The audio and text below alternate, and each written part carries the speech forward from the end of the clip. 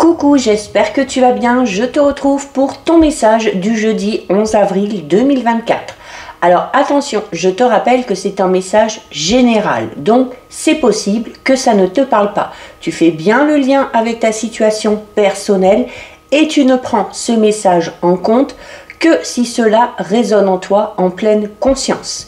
J'ai utilisé pour toi aujourd'hui l'oracle du pays des merveilles. Pendant que j'ai mélangé, une carte est tombée. Ça va être ton message et on va donc le découvrir ensemble. Alors, tu as aujourd'hui une très jolie carte, regarde, les dessins sont juste sublimes. Alors tu as la carte numéro 10 qui te demande de suivre tes propres conseils. Comme tu peux le voir sur cette carte, la douce Alice est là, toute seule, en train de boire son thé. Et on peut voir à travers son regard qu'il y a une forme de tristesse, une forme de mélancolie. Elle a également les yeux qui brillent, les yeux un peu rouges. Donc on peut deviner que Alice ici vient de pleurer. Donc il se peut que tu sois un petit peu dans cette situation. Je m'explique. Peut-être que tu te sens un petit peu submergé, comme si la seule chose à faire pour toi, c'était de t'effondrer. C'était de pleurer et de te replier sur toi. Alors surtout si tu as commis une erreur, surtout si tu as l'impression d'avoir fait un mauvais choix, d'avoir pris la mauvaise décision, surtout si tu as accordé ta confiance en quelque chose ou en quelqu'un et qu'au final tu n'as pas le résultat escompté. Alors c'est tout à fait compréhensible d'être dans cet état et c'est d'ailleurs très important de t'autoriser ici vraiment à exprimer qui tu es et à exprimer également et surtout ce que tu ressens. Cette carte elle est là pour te dire que cependant, une fois que tu as pleuré au sujet de la situation qui apparemment pour toi est insoluble, ou si tu pleures parce que tu as oublié quelque chose de très important, il va falloir, tout comme Alice ici, que tu comprennes que continuer de pleurer, continuer de t'acharner sur ton sort ou de passer pour une victime ne sert à rien. Donc, il va falloir ici, avec cette carte, que tu reprennes le contrôle de tes émotions parce que ça va te ramener à un état d'esprit beaucoup plus clair et qui te permettra d'ailleurs de contempler ce qui serait un petit peu plus judicieux de faire par rapport à la situation qui te concerne.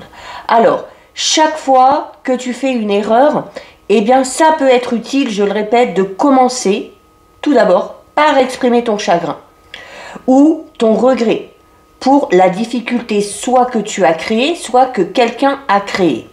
Mais une fois que cette tristesse, tu l'as exprimée, continuer de te lamenter ne te mènera à rien, ça c'est une certitude. Donc il vaut mieux suivre l'exemple ici d'Alice, c'est-à-dire de pleurer toutes les larmes de ton corps, puis de t'arrêter et d'écouter vraiment ton bon sens et suivre tes propres conseils. Cette carte, elle signifie que tu sais exactement ce qu'il faut faire dans la situation présente. Mais pour ça, il faut que tu retrouves un esprit clair, il faut que tu te recentres, il faut que tu t'ancres dans le moment présent afin de pouvoir envisager la prochaine étape à franchir. Cette carte, elle indique également que tu sais ce qui te convient le mieux et que tu te donnes souvent d'excellents conseils. Mais apparemment que tu fies que très rarement. Alors pourquoi? Sûrement parce que tu as un manque de confiance en toi. Donc retrouve ton calme, réfléchis bien au problème ou à la situation qui te concerne, cesse de te blâmer et suis tes propres conseils. Si tu as du mal à faire ça, essaye de faire les choses de manière différente. C'est-à-dire tu vas imaginer ici que tu as en face de toi cette personne qui est triste. Et là, pose-toi la question. Dans son cas, qu'est-ce que je lui conseillerais? Si j'étais par exemple son meilleur ami, si j'étais peut-être un parent ou quelqu'un d'attentionné, en te positionnant comme ça, ça va te permettre de te conseiller du coup sans te critiquer trop sévèrement. Alors vraiment, sois tolérant ou tolérante envers toi-même et suis ton bon sens pour te sortir de cette situation ou de ce mauvais pas dans lequel tu es. Évite de te critiquer sévèrement pour toute erreur commise. L'erreur est humaine, on apprend de ses erreurs, ok? Il se peut que tu sois dans une attente personnelle qui n'est pas satisfaite et qui cause peut-être une tristesse un petit peu inconsolable, une tristesse qui dure. Donc, prends du recul, retrouve ta clarté d'esprit et écoute vraiment ton guide intérieur personnel qui, tu le verras, va te proposer des solutions très simples et des solutions très pratiques. Si tu refuses de t'écouter, c'est peut-être parce que tu as peur de répéter la même erreur ou de reproduire le même schéma.